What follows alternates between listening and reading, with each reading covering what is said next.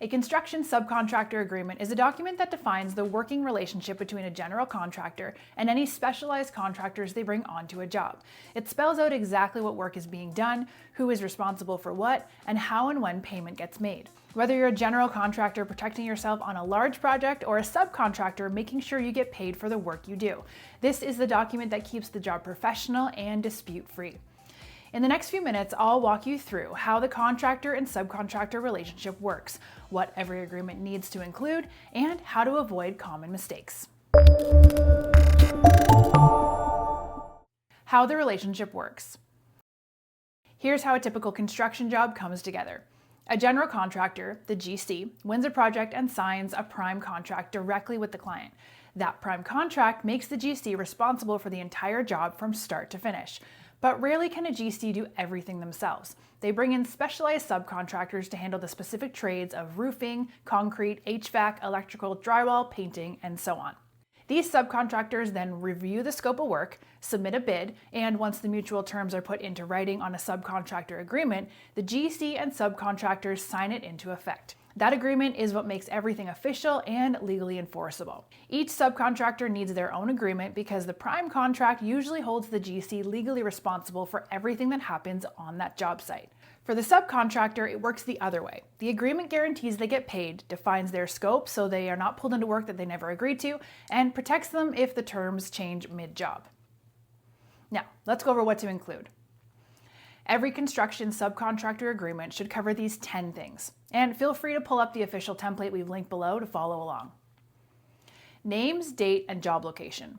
Both parties' full legal names or business names, the date the agreement goes into effect, and the exact address of the job site. Exact services to be provided, the most important section. Don't just write electrical work or roofing. Be specific about exactly what's in the scope. Vague scopes of work are where disputes are born. Materials and equipment. Is the subcontractor supplying their own or is the GC providing them? Put it in writing before the job starts. Pay, payment type, and frequency. The agreed rate, whether flat fee or hourly, and when payments are made, weekly, on completion, or milestones. Settle this up front. Insurance. What coverage is the subcontractor required to carry? Most GCs require proof of liability insurance before anyone sets foot on the job site. Required completion dates. When does the subcontractor's portion need to be finished? If their timeline affects other trades on the job, this is critical. Signatures and any other applicable terms. Both parties sign. Include anything else relevant, change order procedures, dispute resolution, or early termination terms. Oh, one thing I want to cover before we go are the common mistakes that land on both sides in a dispute. Being too vague on scope. The number one cause of disputes in construction. The more specific the scope of work, the fewer surprises on either end. Skipping the insurance requirement. A subcontractor without proper insurance is a potential liability the GC might absorb. Always require proof before work begins. No change order process.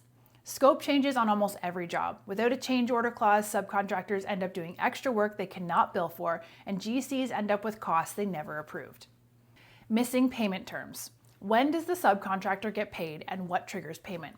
Subcontractors especially should not start work without this term in writing. An official, ready-to-go template is linked below. It covers everything I just walked through and you can fill it out in minutes. No need to write one from scratch. eForms is the #1 source for easy-to-use legal templates. If this was helpful, hit like and subscribe. We cover a new form or legal topic every week.